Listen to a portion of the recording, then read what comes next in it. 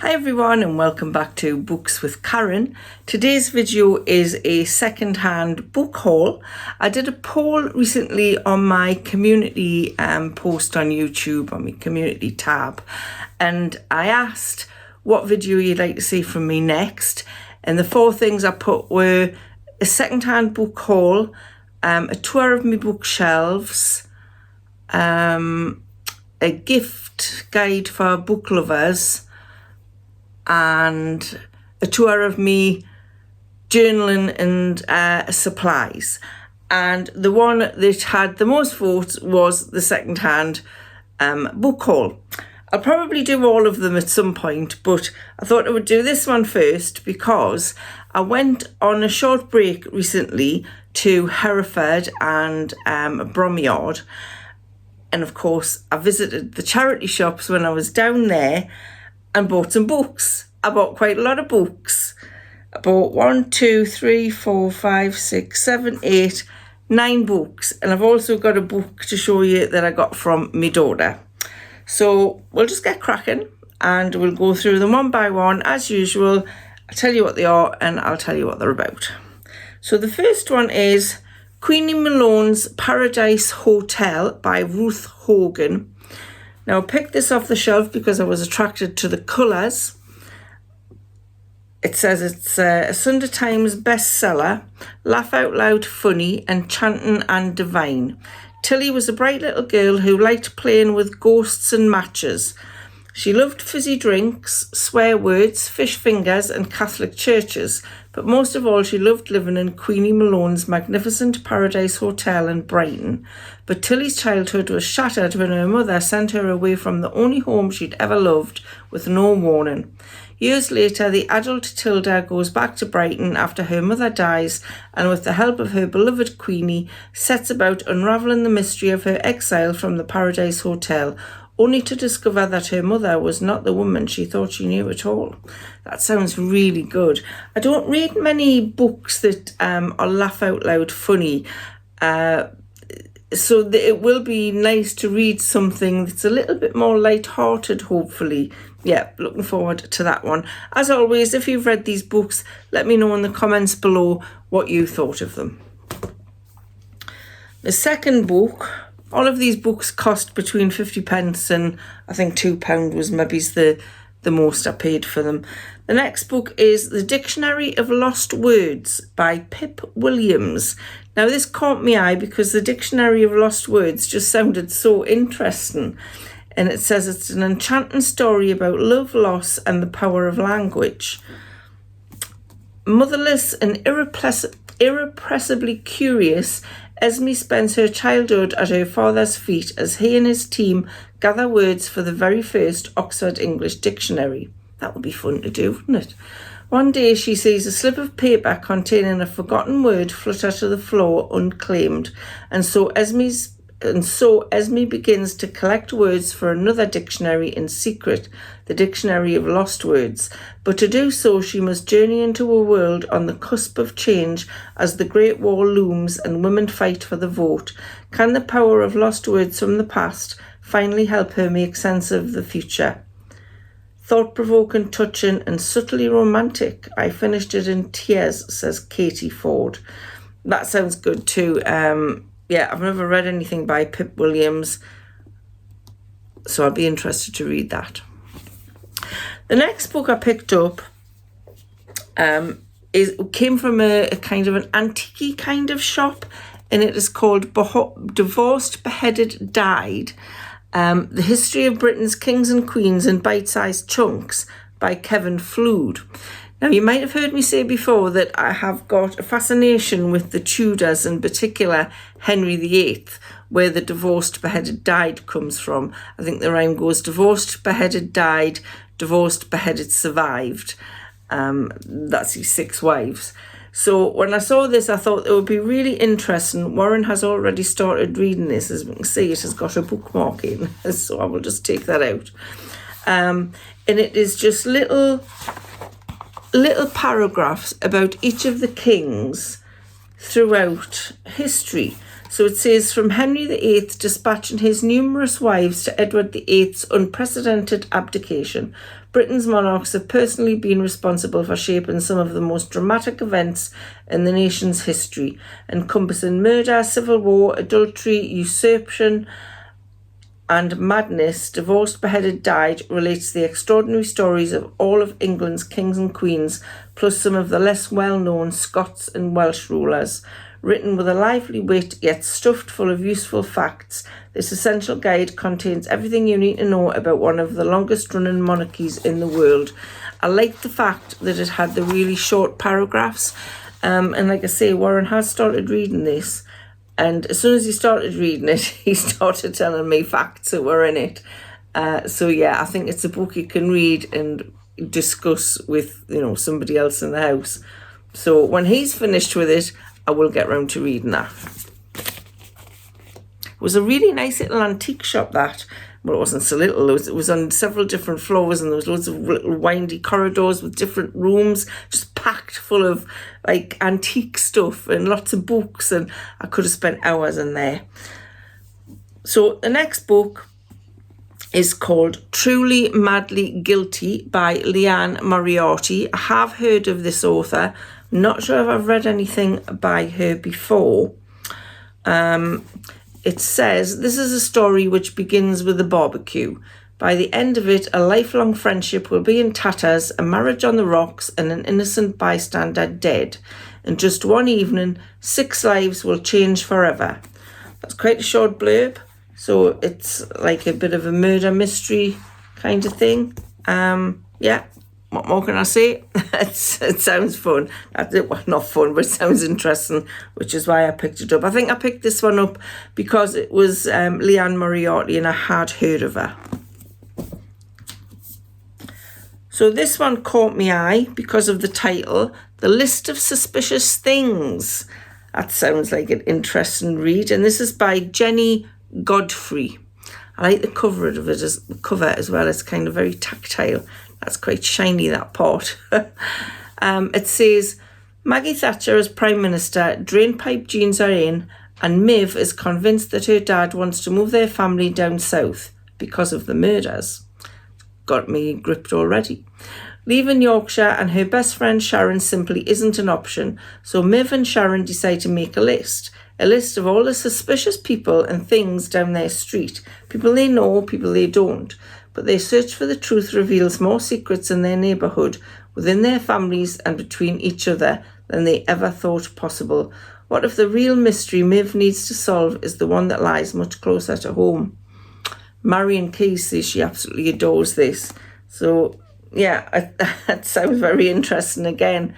I like making lists. Don't know about lists of things about my neighbours and the neighbourhood. I think that could be quite eye-opening where I live. What about where you live? Do you think you would want to do that? So yeah, another good read I'm looking forward to. I'm looking forward to all of them, obviously, otherwise I wouldn't have picked them up, would I? So, bit of a daft thing to say. So the next one, I loved the cover of this book, and it's called The Stargazers by Harriet Evans. Plus my granddaughter's called Harriet, so I was attracted to the name as well. But the cover of that book is just so pretty. Very pretty. And it says, then, Fane Hall. Sarah has spent a lifetime trying to bury memories of her childhood. The constant fear, the horror of her school days, and Fane, the vast crumbling house that was the sole obsession of her mother Iris, a woman as beautiful as she was cruel. It's a little bit difficult to read the blurb on the back because the bits in red I'm finding difficult to focus on. It says 1969 Hampstead. Rescuing herself from the shadow of Fane and her mother, talented Sarah forges a career as a cellist and marries the love of her life, Daniel. But when they move into a rambling near derelict house in Hampstead and try to get on with the business of becoming a family, Sarah finds the past will not let her go. What is the hold Fane Hall has over her and her mother? Can she break free of it and keep the promise she made as a child? One magical starry night, she'll look up at the stars and not down into the darkness. A gripping tale of family and prosperity. Of family and property, not prosperity. A boldly sombre atmosphere haunts the latest novel from Harriet Evans. I like books like that. I like books that maybe have a dual timeline. So yeah, and just I could look at the cover of that all day. Very pretty. Oh, look at the trees. Really pretty, that one. So next, I had heard of this. It's called Little Fires Everywhere by Celeste NG. I don't know how to pronounce that surname. I apologise. I did see this was a series on Amazon Prime, but I didn't watch it. I think was Reese Witherspoon in it. I have a feeling she was. So this says, in the placid, progressive suburb of Shaker Heights, everything is meticulously planned, from the colours of the houses to the successful lives its residents will go on to lead, and no one embodies this spirit more than Elena Richardson. Mia Warren, an enigmatic artist and single mother, arrives in this idyllic bubble with her teenage daughter Pearl and rents a house from the Richardsons. Soon, Mia and Pearl become more than just tenants. All 4 Richardson children are drawn to the alluring mother-daughter pair, but Mia carries with her a disregard for the rules that threaten to upend this carefully ordered community.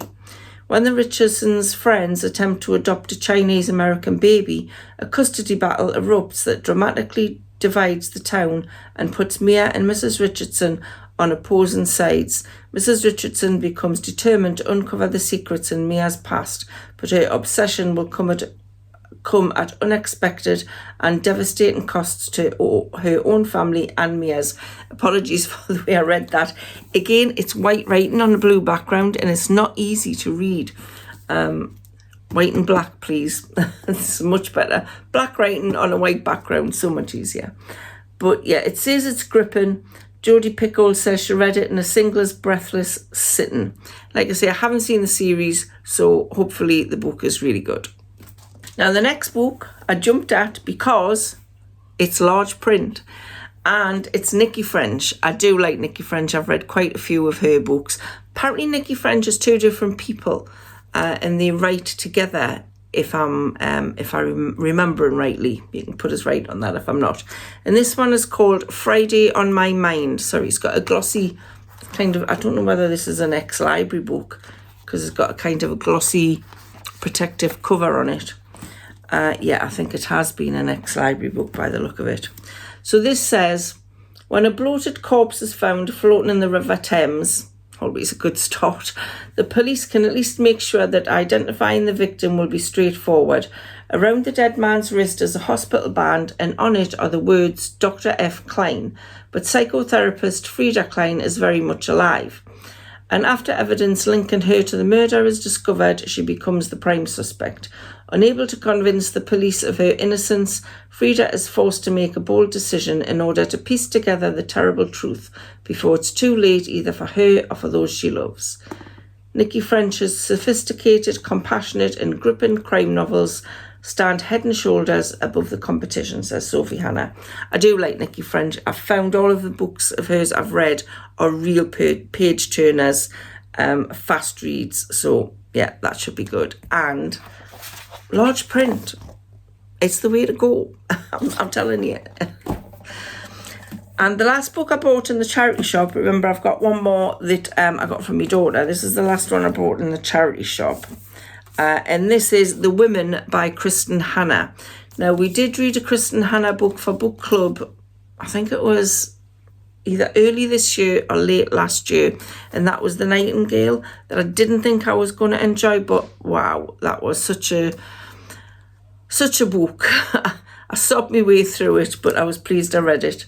So this one, The Women, is, again, dark print on a red background, not easy to read. Women can be heroes. When 20-year-old nursing student Frances Frankie McGrath hears these unexpected words, it is a revelation. Raised on California's idyllic Coronado Island and sheltered by her conservative parents, she has always prided herself on doing the right thing, being a good girl. But in 1965, the world is changing, and she suddenly imagines a different path for her life. When her brother ships out to serve in Vietnam, she impulsively joins the Army Navy Corps and follows his path. As green and inexperienced as the young men sent to Vietnam to fight, Frankie is overwhelmed by the chaos and destruction of war, as well as the unexpected trauma of coming home to a changed America. Frankie will also discover the true value of female friendship and the heartbreak that love can cause. The Women is the story of one woman who goes to war, but it shines a light on the story of all women who put themselves in harm's way to help others. That does sound like quite a traumatic read, but also a very interesting read. So I'm going to have to pick the right time to read that, because I know the Nightingale really put me through the ringer. So I think that one is going to be very similar, and this one is hardback. So yeah, if you've read it, let us know what you thought in the comments below. And the last book, my daughter Nicola brought it up for us yesterday, and she says, I've got your present. Sorry, I'm sitting on the floor again. It's just where I sit now. And this is a book that came from The Mysterious Bookcase, and it's a date with a book is what it's called, and they send you a random book. You don't know what it is. It came with a bookmark. It came with a postcard that was saying thanks for ordering from us, and I also got a little tea bag, organic berry burst, and it also came with a bar of Galaxy chocolate, which I gave to Warren because I didn't want the chocolate. And the book was The Widow by K L Slater. Now, I have heard of K L Slater. I'm not sure if I've read K L Slater before. It does sound familiar. It says, in life he was perfect, now she must face the truth.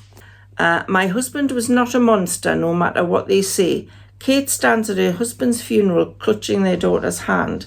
Michael was a devoted family man who Kate trusted implicitly until the police came to question him after a young mother disappeared from their tiny village. Then their world fell apart. The small community now views Kate with suspicion, but she insists that Michael died an innocent man. I'm trying to keep my face out of the book so you're not just looking at the book. Yet the questions have started, and nothing Kate says will stop them digging for the truth.